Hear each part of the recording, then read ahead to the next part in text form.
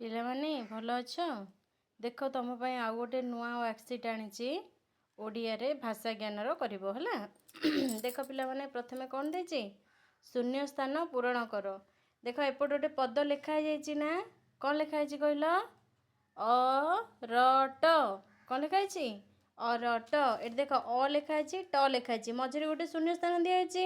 ଦେଖ ଏଠି ଅ ରହିଲା, ଟ ରହିଲା, ମଝି ଶବ୍ଦଟା କ'ଣ ପିଲାମାନେ? ର। ଆମେ ଏଠି କ'ଣ ଲେଖିବା? ଅରଟ ହେଲା। ଦେଖ ଏଠି ସେମିତି ଦେଇଛି ଚକ, ଏପଟେ କ ଲେଖା ହେଇଛି ନା, ଏପଟେ କ'ଣ ଲେଖିବ? ଏ ଚଟା ଏଠି ଲେଖିବ ଚକ।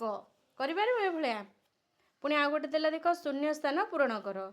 ଗୋଟେ ଗୋଟେ ଅକ୍ଷର ଲେଖା ହେଇଛି ହେଲା, ସେଟା ଆଉ ଗୋଟେ ଛଡ଼ା ହେଇଯାଇଛି। ତମେ ମଝିରେ କ'ଣ ଲେଖା ହବ ମନେ ପକେଇକି ଲେଖିବ।